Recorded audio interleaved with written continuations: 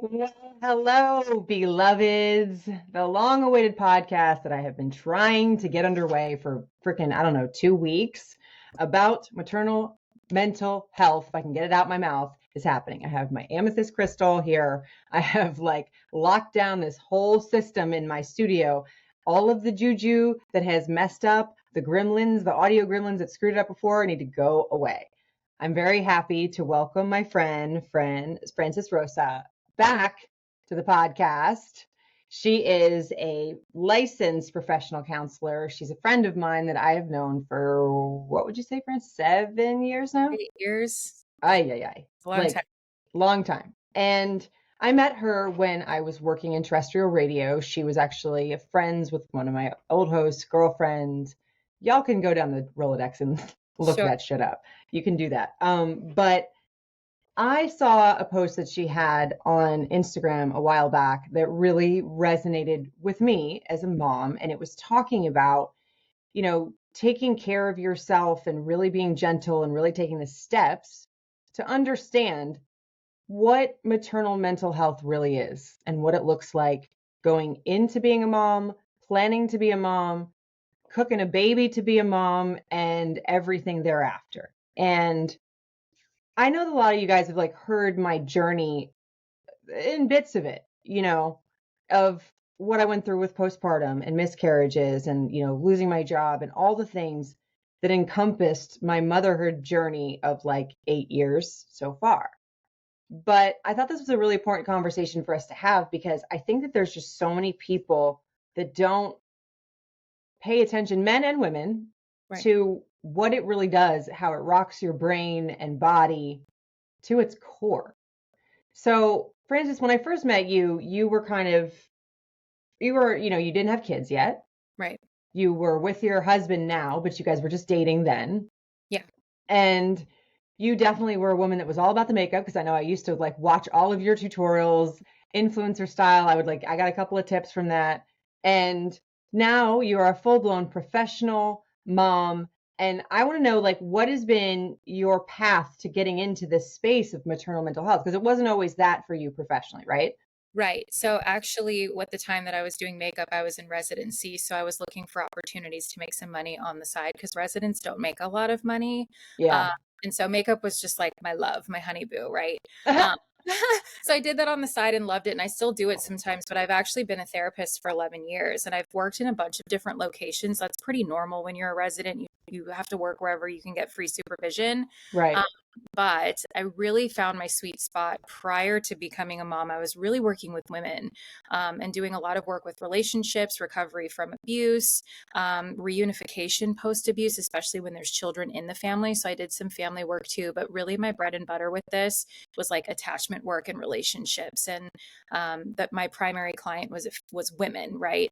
Then I became a mom and got hit sideways, right? I just was so underwhelmed and really surprised with the lack of care that was in place in terms of maternal mental health. It hit me like a bag of bricks. And my own experience really inspired me to be more invested in this space. So I started doing more specific trainings. And then once I got my certification, I decided it was time to go full fledged, open my own practice. And here we are. Oh, where were you the last damn 3 years of my life? Like, so if you're all new around here, these parts, you know that I have an 8-year-old, or some of you know that I have an 8-year-old and a 3.5-year-old. And my first journey into motherhood was single momdom, and it was, I don't want to say it was horrible. My pregnancy was really easy. I, didn't have any issues, and I obviously, was choosing to be a single mom. But after I had the baby, it was really tough. Like, I even remember in my birthing experience, like he had the umbilical cord wrapped around his neck, and they were like the C-section capital of Atlanta. So they wanted everybody to have a C-section. And they were like, we have to get him out. And my first thought was, no, I can't have a C-section because I have my mom here for 5 days. I can't go up and down the stairs. I don't have anybody to help me. Oh my God. And I was also part of a major morning show. It was #1 in the city at the time. And I really got into the throes of, postpartum depression. I didn't realize that at the time. I knew that that was a thing, but I didn't realize the magnitude of what it was. Right. And with Lyric, it pains me to say this now because he's my little bestie and he's the greatest thing since sliced bread, but I really didn't bond with my baby until he was like 10 months old. Like, I didn't have that moment when he came out of like, ah, like the angels are singing and everybody is like, oh my God, everything is precious. It was like, for me, I hope he doesn't hear this someday and hate me, but it was like, what the fuck did I just do to my life? Mm-hmm. Like, and I don't think, even though we're in 2024, is it wrong of me to say that like there's not a lot of people that think that that's okay to think like that? Mm. They think that it's just like you're a shitty mom because how dare you not think that this perfect little angel that you just cooked in your belly for the better part of a year is everything. Well, I think there's a lot of people that maybe do think that way, and those type of people are the reason so many women suffer in silence and are isolated and don't get the help that they need. When the truth is, more women than you think have experiences like that. There's a reason. I think initially when we had our first phone conversation about all of this, I told you, right? There's a reason that my space in terms of postpartum mental health is booming because we're starting to Mm-hmm. talk about it.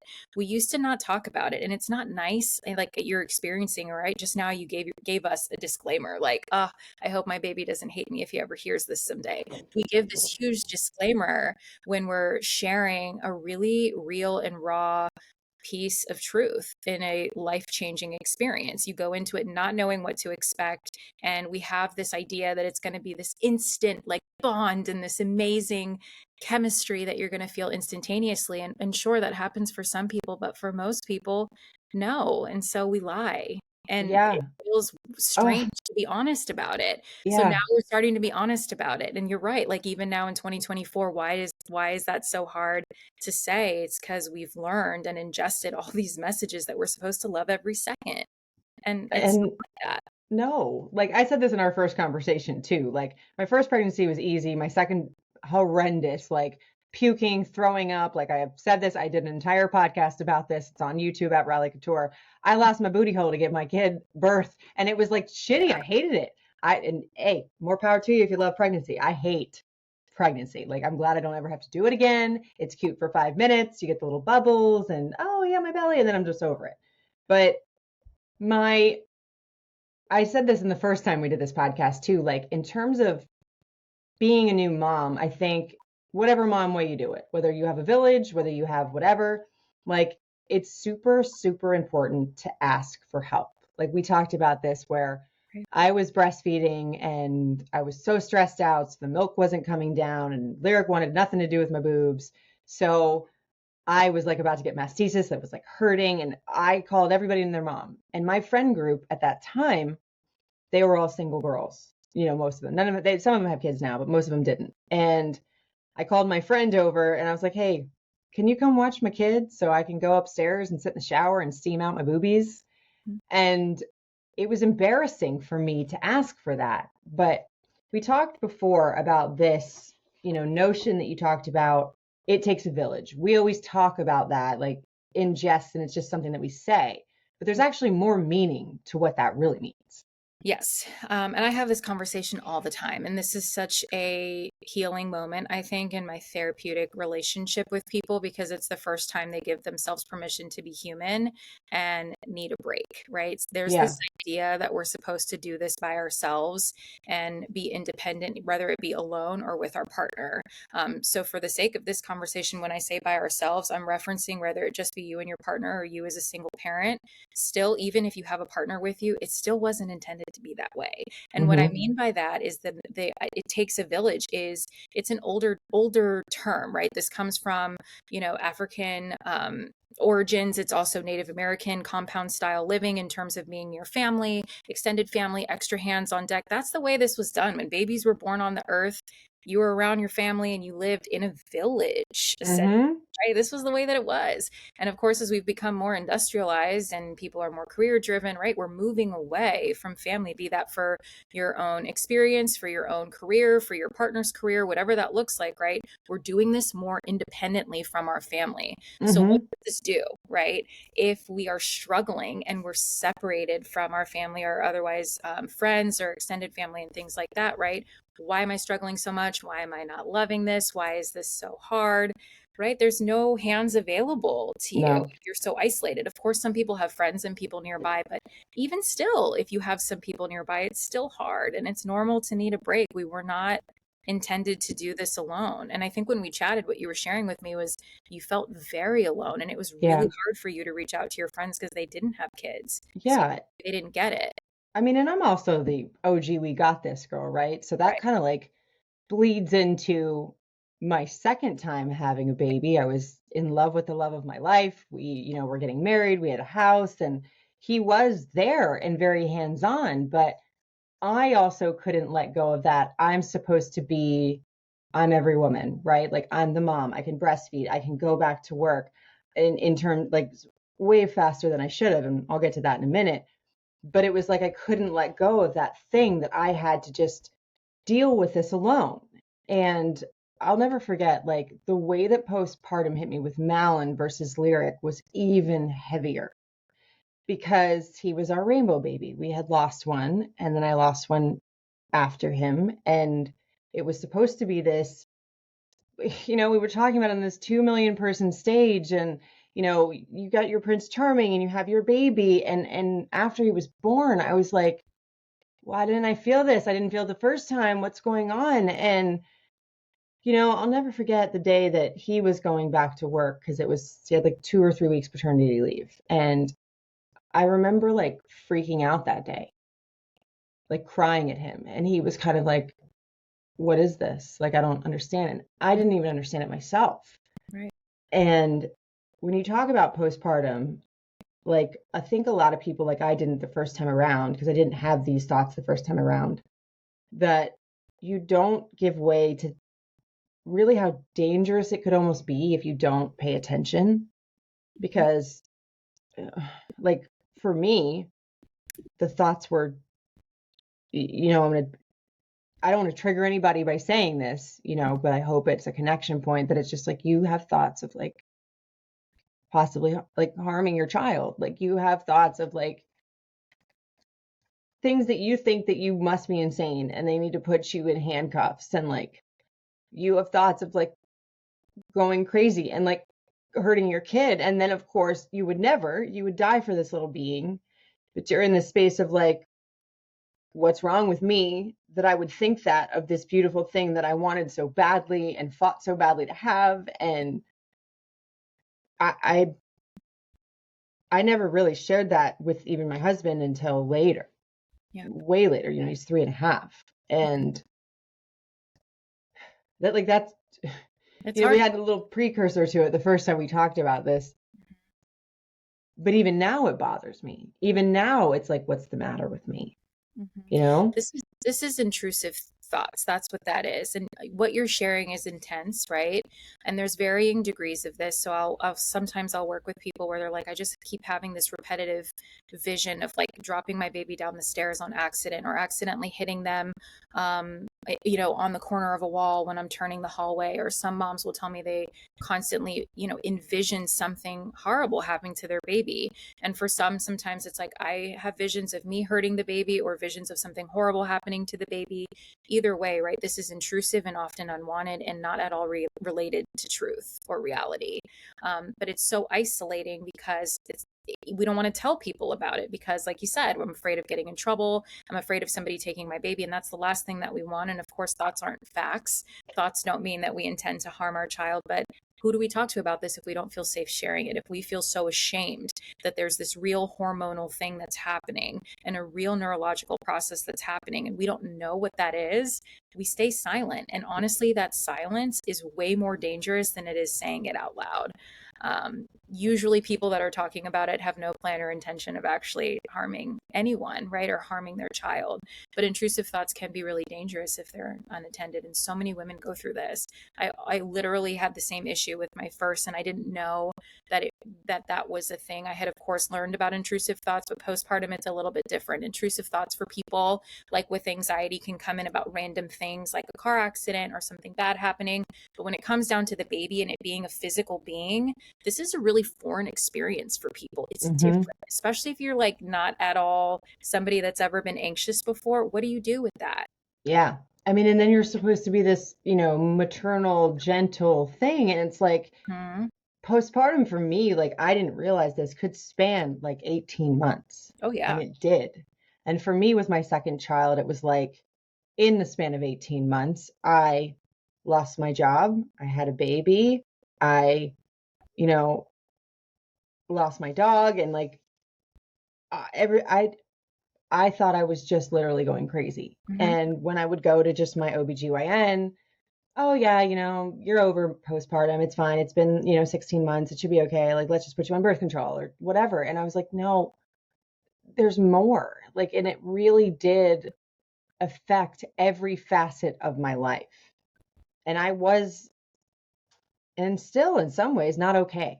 Yeah. Like, and people don't understand that, like, just because you have the baby doesn't mean that you're just over all the hormonal stuff. Like, you have this kid for 10 months and like, then you have like a whole, I think you should have like a fifth, sixth, seventh trimester Hmm. of adjusting to this. And for me, as soon as I could go to the gym, I wanted in the gym. As soon as I could go back to work, I felt like I had to. Hmm. And that was another piece of the conversation that we had in terms of motherhood. And I don't even know what the word is for it, like the unjustness of what it feels like Hmm. to, because it's not back in the day when you had wet nurses and you had a baby and that was your sole job.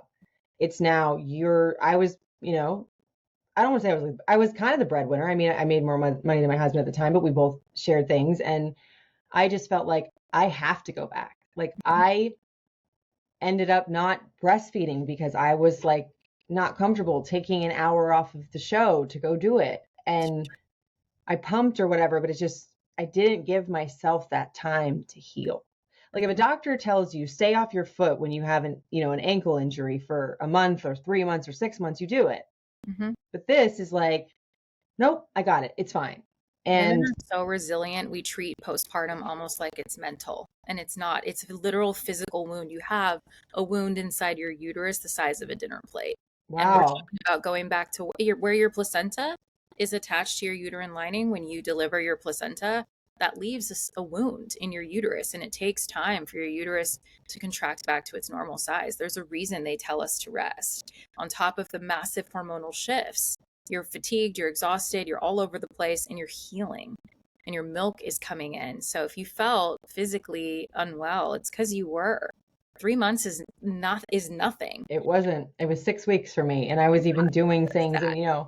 at that time, my mentor, Kane, had passed away when I was on maternity leave. And I came back for a day from maternity leave to do the tribute to him on air, which I'm so glad that I did in that Mhm. regard. But Sure. there were so many things smacking me in the face that it really affected my life in more ways than I realized until we had this first conversation. Yeah. And I always like to talk about things from a space of like healing when I start talking about them. But I think that it is really important if you're planning on being a mom, or if you are going through this and you don't understand.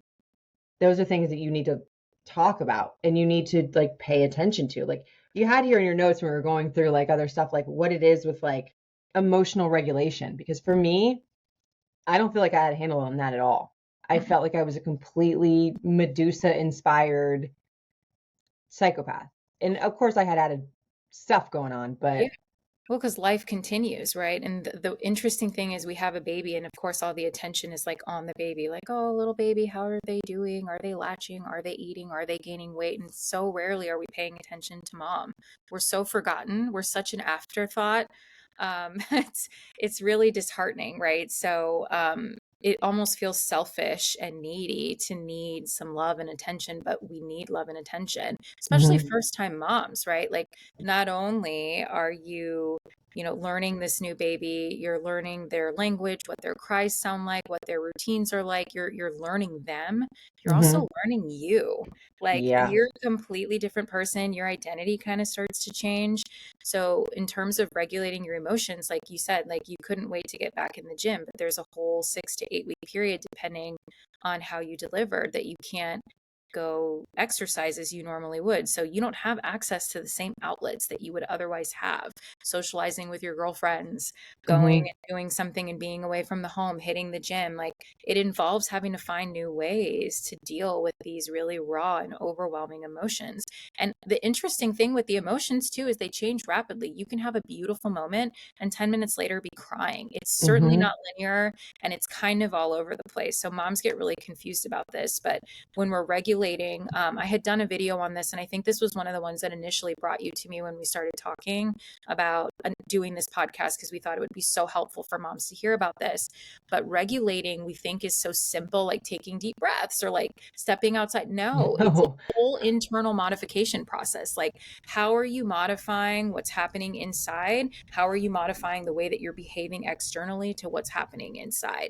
This is so hard, even not postpartum. Yeah. This is a skill. People go to Yeah. therapy for a very long time to learn how to do this. Yeah. It's And I hard. mean, like, for me too, it was just like, I'm always this person that will put on the hat of like, okay, it's fine, I got this. And then I, had like a sort of a mask too, like I would go be on the air and I was like Riley, and then but I would come home and be just falling apart. And I think that like I wish I would have had a Mhm. because if your friends haven't had a baby, my husband wanted to be there, but it was just like men, I don't know. nope, they don't get it. They They don't can't. get it. They It's can not their try. fault. Yeah, they can surely try, but it's not it's not something that anybody except for Franz Mhm. can really like walk you through, because I'm not going to lie, like when we had that first podcast, we had a conversation afterwards.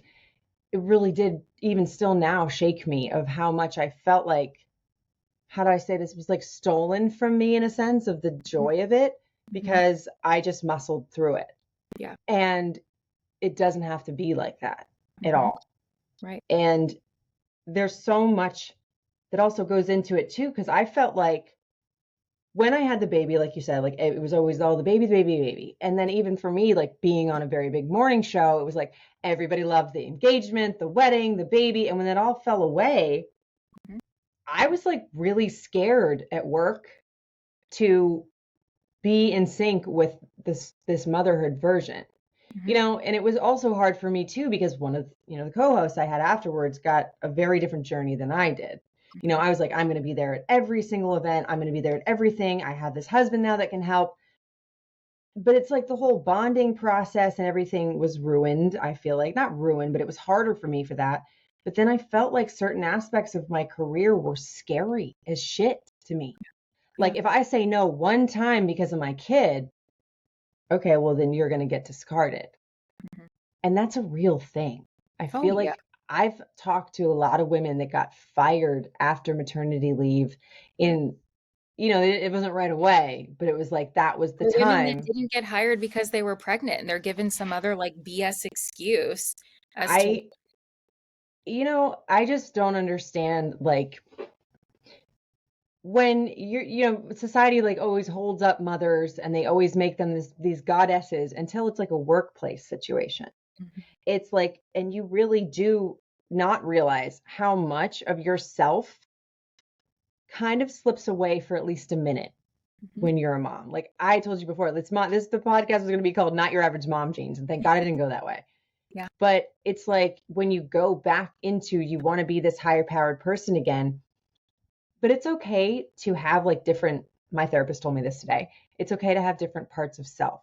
Because I Yes. think we talked about this too, that like you used to be so obsessed with makeup and it was your jam, and you're like, now, like, yeah, I'll put it on sometimes, but it's okay to like let certain pieces of you not die, but Mhm. take the background when you become a mom, Yeah. and be cognizant of the fact of how much it does change your identity.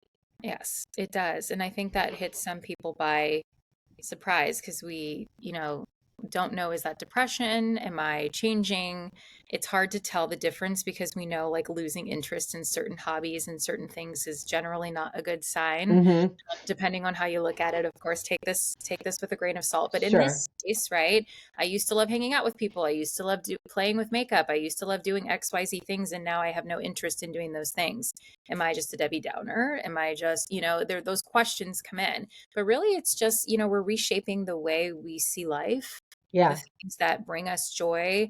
I want to go back though for a second because you were talking about some of the feelings you experienced at work. And even though maybe it wasn't plainly said to you, Riley, if you don't show up 100% now that you're back, your job is in jeopardy. Like no one maybe said that directly, or they did. I don't know, but I hope they didn't. No, they didn't.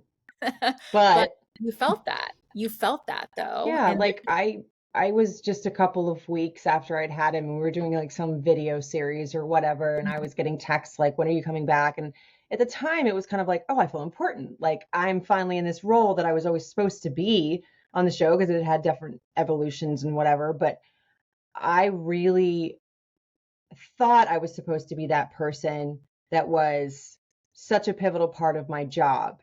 And if I was the one going in 100%, I would be secure in that no matter what I was giving up. And Mhm. like this kind of makes me cry a little bit because like we just, my son just finished like or was going to preschool for the first time. And I remember leaving there crying and my husband was like, well, he's still little, it's okay. And I'm like, no, you're not understanding what I'm crying about. I'm crying because I really feel like I missed so much of my last baby's like baby years, and I missed so much of him like Mhm.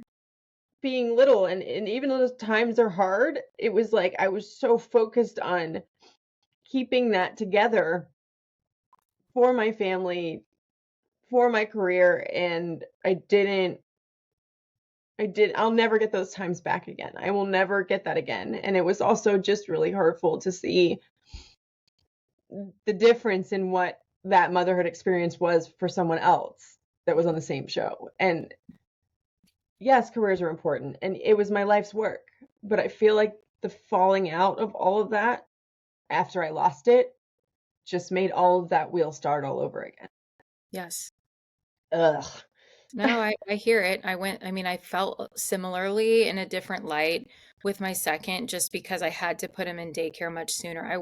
My whole career went on the back burner after I had my first. Like I said, it hit me like a bag of bricks.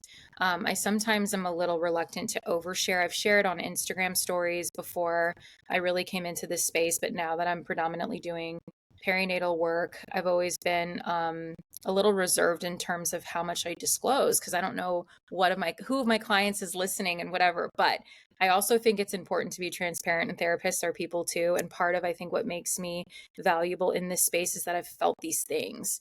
And I can't attest to what this was like for you personally, but being somebody that also brings a large amount of the income that supports my family, right? I felt pressure to get back to work. My husband held it down for as long as he could, but like with two kids, I had to get back. So I had 2 beautiful years working part-time with my first, and with my second, I had to put him in daycare, and I felt guilty, like I was missing a lot, but I also had felt like my career was on the back burner. And this is a real thing, and we have talked about this.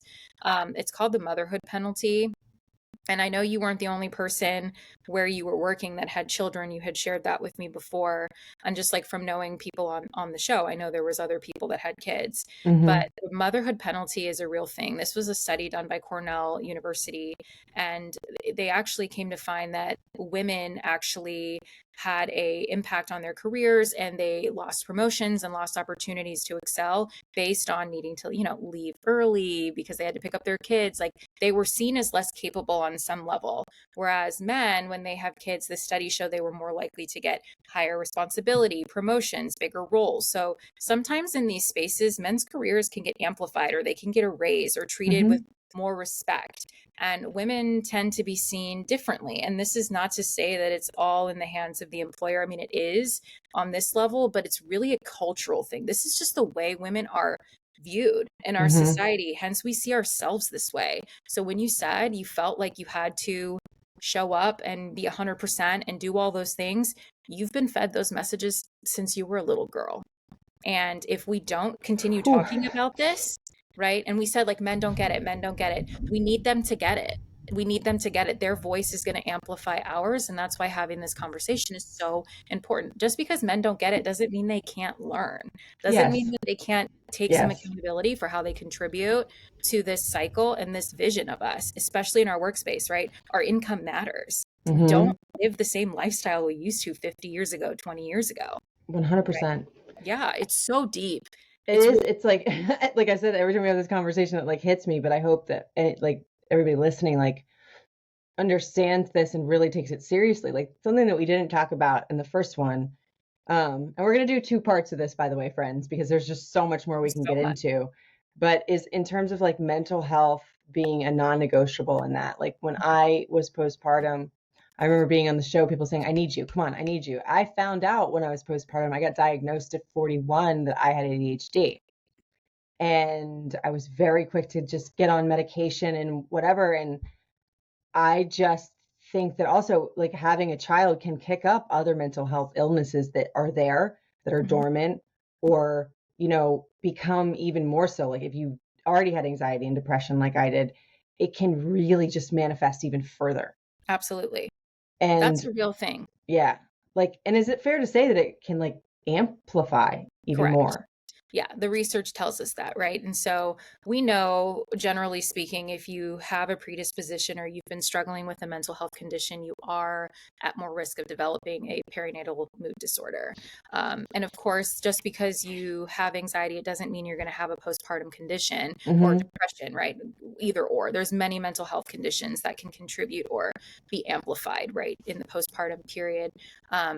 But we know we're more at risk if there's a history of this. We also know that if you did experience postpartum depression and or anxiety or OCD or psychosis, insert whatever perinatal mood disorder here, right? If you have one, you're more likely to experience something in subsequent pregnancies. And also there's other factors. I call this like risk factor mapping when I'm meeting a new patient or I'm getting to know someone. We talk through everything. What was your childhood like? What's your relationship like with your own mother? What are your former relationships like? There's so much to talk about: your socioeconomic status, your education, your upbringing, the type of people you hang around. So many little things contribute on Oh, some level to girl. how your mental health manifests, right? It's not a one size fits all. Not everybody has the same experience. And so, yeah, some people are more likely to experience things. Of course, this isn't to say, right, that just because you've had some challenges that you're definitely going to have a problem. And it's also not to say that if you've had a beautiful childhood that you're immune. Mm-hmm. We do know that some of these things contribute. So, we talked a little bit about it in our personal chat. Um, and I want you to, stop me if I'm overstepping, but one of the things you had shared with having your firstborn, being alone and choosing to do that alone, right? That vulnerability, that choice to do that, and also it being an unplanned pregnancy. These Mm-hmm. things can contribute to postpartum, right? Because what Mm-hmm. happens when you're up in the middle of the night with a screaming baby? Cue thoughts: what did I do? Why did I Yep. choose this? Yep. How did I end up here? Woe is me. What did I do? All my fault. I suck. I'm the problem. It Yeah. starts kind of cueing into that process. And so that's why it's important that women understand that their history and how their pregnancy transpired, what their labor and delivery story was like, all of that, It's all of so, that contributes. this is like, yes. I mean, this is so why we're doing a part two, because I just, when you just said that now, like how everything else contributes into what you go into. And even when you just said like psychosis in a sense of like, there's a deeper level of postpartum that can be there Mm-hmm. that people don't understand. Yeah, it can go very, very deep. There's so many practices now that just do this, that literally focus on just bringing this to the masses, where your OB can send you somewhere. Because you know what happens now? You go in for your 6 week appointment and you have the Edinburgh postpartum scale. It's a little piece of paper with a couple of questions on it. And by 6 weeks postpartum, who the hell is being honest Who, on that thing? yeah, who knows? You're supposed to still be in euphoria. Are you even supposed to be honest about that thing? Yeah, No, I'm great. I'm happy. I love this baby. everybody My lies. nipples Not are chapped. everybody, My everybody. booty A hole's lot of hanging people out. lie. Yeah, no, I mean, I don't think, I think 6 weeks, especially because my husband was home for 3 of those, I was like, okay, I really did not start feeling the whole kick in the ass about postpartum really at its height until everything else started falling apart. And for me too, it was like I didn't handle other situations in my marriage, at the downfall of my job, the way that I would have liked to show up Mhm. had I had that emotional regulation and control. Yeah. I And struggled a lot too with the first one. Like my yeah, relationship was really challenged because I couldn't regulate. This is normal. yeah. And I think a lot of people don't think like Get that. that? Mm-mm. You No. know, I'm going to leave y'all with a cliffhanger on this because we still have a lot to talk about. We're going to go to part two. This like dysphoric milk ejection reflex. That is a mouthful and a hell. Social media and postpartum with pregnancy. This is a big one because I experienced a little bit of this and tried to be very careful about certain things about it. But we just have a whole nother gamut of things that I want to go over with you that we can't do in 30 minutes. Yeah. But I want you to give where people can find you on social media, and if they want to speak to you more about this and maybe just get to you Yeah. in the professional space. For me, at Riley Couture, at Really Riley Podcast, and out House of W by Riley. Those are all my socials. DMs are always open at Really Riley Podcast at gmail.com. But I definitely want people to have a way to connect with you, especially if it's something that they want to look into. And I mean, I think this is important to do before, during, and after motherhood. Yes. No, I'm so grateful to have had this opportunity. Thank you for bringing me on. I think your presence is amazing and helping so many people. Your story has inspired so many people. And the moment you gave me this opportunity, I was like, yes and yes. The amount of women and moms that listen to you, we need to be talking to them. So thank you. My Instagram handle is mytherapyfran. It's just all one word. But my link in my bio does have my directory information on the Psychology Today website. That's the best way to access me for therapy services. I'm licensed in Virginia and DC, and I do accept some health insurances. But otherwise, right, I post some fun educational content and just like basic mom life stuff on Instagram. So the conversation will continue. Absolutely. We're going to have a part two. And then maybe we could do an even mini series of just like mom moments or Yeah, something I like would that. love to. We shall see. But you guys, thank you for listening. And I hope you have a great rest of your day. And I'll chat with you tomorrow. It's Really Riley. Hold on one second. Oh, come on, stop. I have to edit that now. Come on. This mouse sucks. Stop. Stop.